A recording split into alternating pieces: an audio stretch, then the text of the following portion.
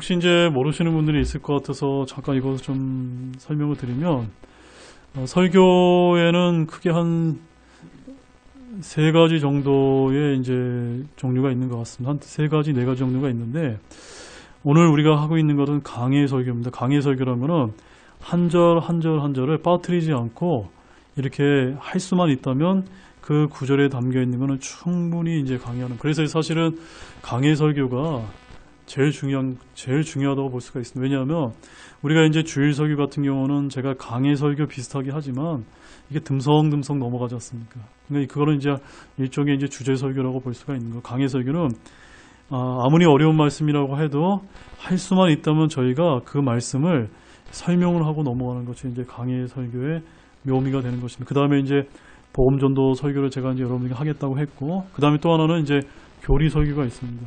그래서 이제 크게 한 네 가지 종류가 있는데, 이 강해 설교에는 그런 복음과 주제와 또 교리가 다 담겨 있어서 한 절 한 절 한 절 이제 강의를 하는 거기 때문에, 제가 봤을 때 이 수요일날 저희가 이렇게 하는 목적은 수요일 예배에 참석하시는 분들이 나름 그래도 영적으로 그래도 또 충만하신 분들이기 때문에, 제가 뭐 주일 말씀은 열심히 준비하고 수요일 말씀은 또 부실하게 준비한다, 전혀 그렇지 않습니다. 어떤 면에서는 주일 말씀 못지않게 수요일 예배도 거의 같은 비중으로 제가 말씀을 준비하고 있다는 것을 여러분들이 기억하시면서 이 말씀을 또 기쁜 마음으로 들어주시면 감사하겠습니다. 자, 오늘 이 디모데전서 강의의 두 번째 말씀 제목은 다른 교리를 가르치지 못하게 하라입니다. 다른 교리를 가르치지 못하게 하라입니다.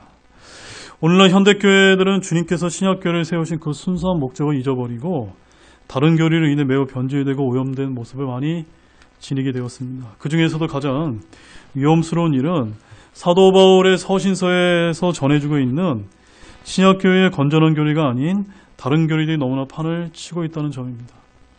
대표적으로 천주교의 어거스틴에서 영향을 받은 이스라엘 대체 신학이 그 한 예일 것입니다.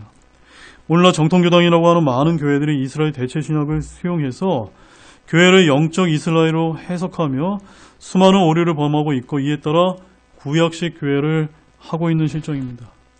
우리가 디모데 전서와 같은 목회 서신을 살펴보는 목적은 바로 이런 점에서 큰 의의를 지닌다라고 볼 수 있을 것입니다. 과연 주님께서 사도 바울을 통해 명령하신 신약교회는 무엇이며 신약교회는 어떠한 건전한 교리의 틀 위에 서 있어야 하는지를 배우고자 하는 것이 이 강의의 궁극적인 목적이 될 수 있을 것입니다. 그런 면에서 오늘 두 번째 강의 시간부터 바울은 본문 3절에 뭐라고 이야기하고 있냐면, 어떤 사람들에게 명하여 그들이 다른 교리를 가르치지 못하게 하고 라고 이렇게 강조하고 있다는 사실을 먼저 여러분들이 주목하시기 바랍니다. 우리는 신약교회를 위해 바른 말씀과 바른 교리 위에 굳건히 서 있어야 하고, 결단코 그 어떤 거짓 교사들에 의해 다른 교리를 가르쳐지는 것이 이 교회 안에서 허용돼서는 안 될 임무가 우리에게 주어져 있다는 사실입니다.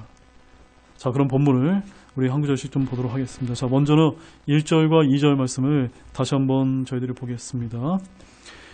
우리의 구원자 하나님과 우리 소망이신 주 예수 그리스도의 명령에 의해 예수 그리스도의 사도가 된 바울은 믿음 안에서 나의 아들인 디모데에게 편지하노니, 하나님 우리 아버지와 예수 그리스도로 우리 주로부터 은혜와 긍휼과 화평이 있기를 원하노라. 이 디모데전서는 사도 바울이 제1차 로마 투옥 후에 석방이 되어서 로마로 이송되는 기간 중인 AD 63년에서 66년경 에베소 교회에서 목회하고 있던 사랑하는 동역자여 믿음의 아들인 디모데에게 보낸 첫 번째 편지입니다. 그래서 편지의 발신자는 사도 바울이요, 수신자는 디모데인데, 바울은 먼저 예수 그리스도가 누구인지 알리는 글로 편지를 시작하고 있다는 점입니다. 어떻게 시작을 하고 있습니까? 예수 그리스도는 하나님과 우리의 구원자시라고 소개하고 있습니다.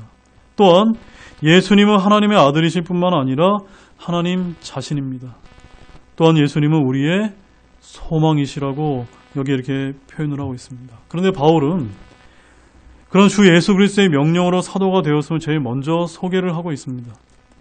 바울은 자원해서 사도가 된 것이 아니요, 사람들이 사도로 불러주어서 사도가 된 것도 아닙니다. 예루살렘 교회의 추천이나 다른 사도들의 안수를 받아 사도가 된 것 역시 아니라는 점입니다. 그럼 사도 바울이 어떻게 사도가 되었습니까? 사도행전 9장 15절과 16절 말씀에 가보게 되면은 예수님께서 직접 그를 불러 사도로 임명하셨다는 것을 볼 수가 있습니다. 그래서 사도행전 9장 15절 말씀에 보게 되면은 그는 이방인들과 왕들과 이스라엘 자손 앞에서 내 이름을 전하기 위해 내가 택한 그릇이니라라고 말씀을 하고 계신 것입니다. 바로 예수님께서 친히 택하셔서 임명한 사도가 바로 사도 바울인 것입니다. 이렇게 1절 말씀에서는 주 예수 그리스도의 명령에 의해 예수 그리스도의 사도가 된 바울은 이라고 이렇게 말하고 있는 것처럼 이렇게 바울이 자신의 사도됨을 밝히는 것은 이 편지가 사적인 편지임에도 불구하고 사도권을 가진 바울이 공적인 입장에서 에베소 교회 성도들 앞에 보내는 공적 서원의 성격도 지니고 있음을 보여주기 위해서입니다. 따라서 이 편지에 언급되어 있는 모든 내용은 지켜도 좋고 안 지켜도 좋고 그만의 내용이 아니라 우리가 유념하여 반드시 지켜야만 하는 내용이 되는 것입니다. 여기서 사도라고 하는 이 용어는 본래 보내다, 파송하다는 뜻에서 나온 단어입니다. 즉 신약 성경에서 이 용어는 특별히 예수 그리스도로부터 구원의 복음을 전할 사명을 직접 부여받고 파송된 사람을 가리키는 것입니다. 사도들은 예수 그리스도로부터 직접 부름을 받아 파송되었기 때문에 이들에게는 예수 그리스도의 권위가 위임되어 있었다는 점입니다. 이처럼 사도는 오늘날 교회의 다른 직무자인 목사와 집사와 달리 교회의 임명에 의하지 않고 누구에게 임명을 받게 됩니까? 예수님에 의해서 직접 임명을 받은 것이기 때문에 그들의 사도권은 오늘날 계승되지 않는다는 점입니다. 오늘날 신사도 운동 등을 내세워서 자신이 사도라고 주장하는 잘못된 사역자들이 굉장히 많은데 우리는 이를 매우 경계해야 됩니다. 왜냐하면 오늘날 사도는 존재하지 않기 때문입니다. 아무튼 이 편지의 앞부분부터 바울이 자신의 사도권을 주장하는 이유는 이 편지의 1차 수신 대상인 디모데가 목회하던 에베소 교회가 자신의 복음 전파로 세워진 교회임에도 불구하고 그곳에 바울의 사도권을 부인하는 자들이 있었기 때문이라고 보여진다는 사실입니다. 자, 디모데는 우리가 지난주에 살펴봤던 것처럼 그리스인 아버지와 유대인 어머니를 부모로 루스드라에서 태어났고 디모데는 어려서부터 할머니 로이스와 어머니 유니게로부터 성경을 배웠고 알았다라고 저희가 이제 지난주에 살펴봤습니다. 또한 바울은 디모데를 제자로 삼아서 2차 전도 여행 때부터 함께 동행을 했고 그런 나의 아들 디모데, 극진히 사랑하는 아들이라고 이렇게 부르고 있었습니다. 오늘 본문 2절에서도 바울이 뭐라고 이제 디모데를 지칭하고 있습니까? 믿음 안에서 나의 아들이라고 이렇게 표현한 것은 바울 자신과 디모데가 얼마나 친밀한 관계에 있는지를 여실히 보여주는 것입니다. 또한 이는 단지 복음을 전해 구령함으로써 아들이라고 표현한 것이지 디모데의 육신적인 아버지라는 그런 뜻이 아님을 잘 알고 계실 것입니다. 즉 믿음 안에서라는 이 어구가 그것을 아주 잘 설명해 주고 있습니다. 믿음의 범주 안에서 바울과 디모데는 영적인 부자관계였는데 바로 이러한 믿음의 범주에서 이루어진 것을 시사하는 것입니다. 근데 여기서의 믿음은 바로 어떤 믿음을 가리킬까요? 구원자 예수 그리스도에 대한 믿음을 가리키는 것입니다. 죄인들을 위해 구속의 피를 흘리신 예수 그리스도가 계셨기 때문에 바울과 디모데가 그 믿음 안에서 한 가족이 될 수 있었던 것입니다. 이것은 바울과 디모데뿐만이 아니라 오늘 저와 여러분 역시도 마찬가지인 것입니다. 그럼 바울은 아들과 같은 디모데를 에베소로 보내 거기 머물며 교회를 감독하게 만들었음을 우리가 알 수가 있습니다. 더욱이 디모데는 나이가 매우 어렸습니다. 그래서 디모데전서 4장 12절 말씀을 가보게 되면 거기 어떤 말씀이 기록되어 있습니까? 아무도 내 연수함을 업신여기지 못하게 하고 라는 이 말씀처럼 이 디모데는 나이가 매우 어렸기 때문에 아들과 같은 사랑하는 디모데를 위해서 바울이 이 목회 편지를 쓰지 않을 수가 없었던 것입니다. 또한 디모데 역시 연수한 나이의 목회자로서 매우 감당하기 어려운 가운데 처해 있었던 것처럼 보인다는 점입니다. 당시 에베소 교회는 초대교회 시대의 양대 이단적 가르침인 유대주의적인 율법주의와 영지주의의 위협을 받고 있었고 또 대외적으로는 황제 숭배를 거부하는 그리스도인들에 대한 로마 제국의 핍박까지 가해주고 있던 아주 어려운 상황이었던 것입니다. 뿐만 아니라 교회 내에서도 디모데전서 2장 8절과 15절 말씀을 가보게 되면 거기 어떤 말씀이 있습니까? 자매들에 관한 활동 범위 문제가 이제 언급이 되고 있는 것을 이제 볼 수가 있고, 또한 디모데전서 3장 1절에서 13절 말씀을 보게 되면 오늘날 목사인 감독과 집사를 세우는 문제도 언급이 되고 있는 것을 볼 수가 있습니다. 따라서 그 당시 에베소 교회, 이 어린 디모데가 목회를 했던 이 에베소 교회에 아마도 자매의 활동 범위 문제와 감독과 집사를 세우는 문제에 있어서 어떤 어려움을 겪고 있었던 것은 아닌가라는 점을 우리가 유추해 볼 수 있는 것입니다. 바울은 자신의 믿음의 후계자고 할 수 있는 디모데의 이런 사정을 너무나 잘 알고 특별히 그에게 하나님의 은혜와 긍휼과 화평이 있기를 원하면서 이 편지를 매우 애정어린 마음으로 써서 보냈다는 점입니다. 자, 본문 3절 말씀을 보겠습니다. 내가 마케도니아로 갈 때에 내게 간청하여 내가 여전히 에베소에 머물 것을 구하였나니 어떤 사람들에게 명하여 그들이 다른 교리를 가르치지 못하게 하고. 자, 오늘의 이제 주제가 등장합니다. 사도 바울은 마케도니아로 가면서 디모데에게 에베소에 머물 것을 간청하고 있다는 점입니다. 왜냐하면 에베소에서 디모데가 해야 할 일이 많이 있었기 때문입니다. 바울이 디모데를 남겨둘 수밖에 없었던 까닭은 자신은 마케도니아로 가야 하기 때문이었음도 우리가 여기서 이제 엿볼 수가 있습니다. 여기서 마케도니아는 어디입니까? 발칸반도의 북쪽 지역으로 성경이 나오는 빌립보, 데살로니가, 베레아 등의 도시가 위치한 곳이었습니다. 당시 바울은 에베소의 사정도 심각했지만 자신의 다른 선교지인 마케도니아에도 돌봐야 했기 때문에 불가피하게 에베소를 떠나면서 그곳에는 누구를 보냈던 겁니까? 젊은 사역자였던 아들과 같은 디모데를 남겨두었던 것입니다. 아무튼 바울이 마케도니아로 이동한 때는 AD 65년 혹은 66년경일 것으로 이제 추정이 되는데, 이때 바울은 디도서 1장 5절 말씀에 가보게 되면 내가 너를 크레테에 남겨둔 곳은, 이런 이 말씀에서 보는 것처럼 크레테에는 누구를 보냈습니까? 디도라고 하는 사역자를 보냈고, 여기 에베소에는 디모데를 후임 목회자로 남겨두고 자신은 전도행을 계속하였던 것을 우리가 알 수가 있습니다. 바울이 제2차 로마 통일 순교를 AD 67년경으로 본다면 이때 바울은 다가오는 자신의 죽음을 예감하고 사역지를 돌아보며 성도들의 신앙을 굳게 하기 위해서 바삐 움직였을 것입니다. 따라서 한 지역에 오래 머물러 있을 수 없었으므로 자신이 신뢰할 수 있는 사역자들로 하여금 지금 지역교회들을 돌보도록 했다라고 우리는 그런 사실을 알 수 있는 것입니다. 아무튼 우리가 사도행전 18장과 19장을 가보시게 되면 바울이 에베소에서 어떻게 복음을 전했고 거기서 어떻게 고난을 받았는지가 아주 구체적으로 이제 거기 묘사가 되어 있습니다. 따라서 바울은 에베소에서 총 3년간 사역을 했었는데 에베소 교회는 바울에게 그토록 오랫동안 머물렀었던 만큼 매우 특별한 교회요, 가장 오랫동안 가장 많은 것을 가르친 교회로 이렇게 알려주고 있는 것입니다. 자, 사도행전 20장 31절 말씀 한번 가보십시오. 그러므로 깨어서 내가 3년 동안 밤낮 쉬지 않고 눈물로 각 사람을 훈계하던 것을 기억하라. 어느 교회입니까?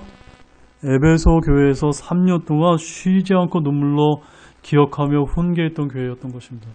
따라서 이렇게 사랑했던 교회이기 때문에 누구에게 맡겼던 겁니까? 아들과 같은 디모데에게 맡겼다는 것을 우리는 기억하면서 지금 우리가 공부하고 있는 이 디모데 전서가 바로 디모데를 위해서 쓰여지고 있다는 것을 우리가 알 수 있는 것입니다. 자, 본문 3절 말씀을 우리가 다시 보게 되면은 거기 이제 이런 말씀이 기록되어 있는데 우리 다시 한번 보십시오. 내가 마케도니아로 갈 때 내게 간청하여 내가 여전히 에베소에 머물 것을 구하였나니 어떤 사람들에게 명하여 그들이 다른 교리를 가르치지 못하게 하고 라고 되어 있다는 점입니다. 여기서 우리는 바울이 디모데를 에베소에 머무도록 한 궁극적인 목적이 무엇인지를 우리가 볼 수가 있습니다. 자, 그것이 무엇일까요? 이 말씀은 마치 절대적인 권한을 가진 자로부터 명령을 하다마다 지시하는 군사용어 같은 그런 뉘앙스가 느껴집니다. 즉 바울은 디모데에게 당시 에베소 교회를 혼란 가운데로 빠뜨리고 있던 거짓 교사들에 대해 단호하고도 준엄한 방침을 취할 것을 강력하게 요구하고 있는 것을 볼 수가 있습니다. 이런 사실은 디모데가 스스로를 연소한 자로 여겨서 사도 바울의 대리자로서의 직무를 포기할 수 없다는 사실을 단적으로 드러내는 것입니다. 디모데는 이미 권위를 지닌 자였으며 그 연장성상에서 이단적인 가르침과 거짓 사상으로부터 신약교회인 에베소 교회의 교리를 수호해야만 하는 특별한 임무를 부여받았던 사역자였던 것입니다. 한편 바울은 디모데의 명령을 받아야 할 자들에 대해서 3절 말씀에 뭐라고 이제 표현하고 있습니까? 어떤 사람들로 이제 지칭하고 있는 것을 볼 수가 있습니다. 자, 과연 이 어떤 사람들은 누구를 가리키는 것일까요? 누구를 가리킬까요? 자, 본문 20절 말씀을 보게 되면 거기에 후메네와 알렉산더를 연상하는 것처럼 보입니다. 자, 본문 20절 말씀 같이 한번 보시겠습니다. 그들 가운데 후메네와 알렉산더가 있느니라. 내가 그들을 사탄에게 넘겨주었으니 이것은 그들이 가르침을 받아서 신성모독하지 못하게 하려 함이니라. 그렇다면 이 어떤 사람들이는 단지 이들만을 가리켰을까요? 물론 그들 가운데는 이 두 사람이 포함되어 있기는 했지만 후메네와 알렉산더만이 여기에 나오는 어떤 사람들의 전부는 아니었을 것입니다. 오히려 여기서 언급된 어떤 사람들은 문맥상 후메네와 알렉산더를 포함하는 더 큰 범주로서 그릇된 진리를 가르치거나 쫓는 사람들을 가르치는 것입니다. 그렇다면 바울이 여기서 에베소에서 활동하고 있던 거짓 교사들을 이렇게 익명으로 호칭하고 있는 이유는 무엇 때문일까요? 그것은 디모데가 그들에 대해 잘 알고 있었음을 아울러 이름을 지적하기에는 여전히 조심스러운 이들이 포함되어 있음을 시사해 주는 것입니다. 이들은 본문 7절 말씀에 가보게 되면 율법의 선생이 되려 하나라고 하는 그런 말씀에서 보는 것처럼 이 에베소와 교회 같은 지역 교회 내에서 다른 교리를 가르치는 자들이었다는 사실을 우리가 알 수가 있는 것입니다. 이처럼 바울은 디모데에게 에베소에 머물며 어떤 사람들이 다른 교리를 가르치지 못하라고 강조했습니다. 바울이 떠난 뒤에 당시 에베소에는 거짓 교사와 거짓 대언자와 거짓 유대인들이 몰래 스며들어서 다른 교리를 가르치고 있었던 것입니다. 바울은 자신이 떠난 뒤에 에베소 교회에 이런 일이 있을 것을 너무나 잘 알고 있었습니다. 그래서 사도행전 20장으로 다시 한번 가보십시오. 사도행전 20장 28절에서 30절 말씀을 가보게 되면 사도 바울이 뭐라고 이제 표현하고 있는지를 함께 한번 보도록 하겠습니다. 그러므로 너희 자신과 온 양떼에게 주의를 기울이라. 성령님께서 너희를 그들의 감독자로 삼으사 하나님의 교회 곧 그분께서 자신의 피로 사신 교회를 먹이게 하셨느니라. 내가 이것을 아노니 곧 내가 떠난 뒤에 사나운 이리들이 너희 가운데로 들어와 양떼를 아끼지 아니할 것이요 너희 중에서도 제자를 끌어내어 자기들을 따르게 하려고 왜곡된 것들을 말하는 사람들이 일어나리라. 이해가 되셨습니까, 여러분? 디모데의 책무는 에베소 교회의 감독자로서 이런 사람들에게 명하여 다른 교리를 가르치지 못하게 하는 것이었습니다. 바로 다른 복음을 가르치는 것, 다른 예수를 전하는 것, 사도들과 다른 교리를 가르치는 자들을 성경에 뭐라고 지칭하고 있습니까? 사나운 이리들이다라고 이제 부르고 있는 것입니다. 이런 사나운 이리들은 과거만 있지 않았습니다. 오늘날 교회에도 마찬가지로, 우리 교회 역시도 언제든지 이런 사람들이 있을 수 있다는 것을 늘 저희들이 자각하면서 언제나 우리는 경계를 하고 있어야 되는 것입니다. 본문 4절 말씀 보겠습니다. 꾸며낸 이야기와 끝없는 족보의 주의를 기울이지 못하게 하려 함이었느니라. 이런 것들은 믿음 안에 있는 그 일, 즉 하나님의 뜻대로 세워지는 일보다 오히려 논쟁을 일으키나니 그렇게 하라. 자, 이제 바울이 디모데를 에베소에 체류시키며 당부했던 것이자 디모데가 성도들에게 해야 할 일은 구체적으로 무엇이었을까요? 그것은 다른 것이 아니라 어떤 사람들이, 즉 거짓 교사들이 에베소 교회에서 다른 교리를 가르치지 못하게 하는 것이었고, 그 다음에는 이들이 지어내 꾸며낸 이야기와 끝없는 족보의 주의를 기울이지 못하게 하는 것이었습니다. 특히 성도들이 은혜의 말씀이 아니라 꾸며낸 이야기와 끝없는 족보의 주의를 기울이는 일은 믿음을 세워주는 것이 아니라 오히려 무엇을 일으킵니까? 논쟁을 일으킨다는 점입니다. 바로 예수 그리스도를 믿은 성도들에게 유대인들의 꾸며낸 이야기는 호기심을 유발할 뿐이었다는 점입니다. 탈무드를 비롯해서 구전율법이라 불리는 책들에는 하나님의 말씀이 아닌 사람들의 꾸며낸 이야기대로 지혜로 이제 포장을 하고 있습니다. 예를 들어서 탈무드를 가보시게 되면 하나님께서 사람을 맨 마지막에 만드신 이유, 또는 아담이 동물들의 이름을 지은 이유나 과정이 나오고 있고, 하나님께서 왜 사람의 귀는 두 개로 만들고 입은 하나로 만들었니 등등 그럴듯하지만 모두 꾸며낸 이야기들로 가득 차 있다는 거지. 이런 이야기들이 성경에 있습니까? 없습니까? 성경에 없습니다. 우리는 그것을 알 수가 없습니다. 또한 유대인들은 에베소의 그리스도인들에게 자신의 전통 문화를 소개해주고 관심을 기울이도록 했다는 점입니다. 또한 성경에 나오지 않는 인물들, 가령 아담이 낳은 아이들, 또한 가인의 부인의 이름 등이 나온다는 점입니다. 히브리 문화의 유산이나 히브리 민족 뿌리 찾기 등의 이런 이야기는 하나님이신 예수 그리스도가 아닌 사람들에게 관심을 돌리게 하므로 믿음 안에 있는 하나님의 뜻을 세워주지 못하고 오히려 논쟁을 일으켰다는 점입니다. 디모데전서의 추각판이라고 할 수 있는 디도서를 우리가 보게 되면 바울이 여기서는 영지주의적인 이단적 가르침보다는 유대주의적 이단적 가르침에 대해 경계하고 있음을 우리가 엿볼 수가 있는데 디도서 1장 14절 말씀 한번 찾아보시기 바랍니다. 자, 디도서 말씀도 우리가 목회 서신 중에 하나로 이제 제가 설명을 드렸습니다. 1장 14절 말씀 같이 보십시오. 유대인들의 꾸며낸 이야기와 진리에서 돌아서는 사람들의 명령들에 주의를 기울이지 못하게 하려 함이라. 여기서도 이렇게 똑같이 강조를 하고 있어 하는 점입니다. 자, 디도서 1장 14절에 의하면 바울은 유대인들의 꾸며낸 이야기에 대해서 말하고 있는데 여기서 꾸며낸 이야기는 우리가 그리스 신화라고 하면 그 신화로 번역된 단어가 꾸며낸 이야기하고 똑같은 이제 용어라는 것을 알 수가 있습니다. 당시 이들은 외경의 하나인 유대인 주빌러스라고 하는 책에 많이 집착을 했던 것으로 보입니다. 한편 족보로 쓰인 단어는 신약 성경의 본문 4절과 또한 디도서 3장 9절에서만 이제 등장을 하고 있는데 디도서 3장 9절도 한번 보십시오. 거기 이제 뭐라고 표현되어 있습니까? 그러나 어리석은 변론과 족보와 논쟁과 율법에 관한 다툼들을 피하라. 그것들은 무익하고 헛되니라.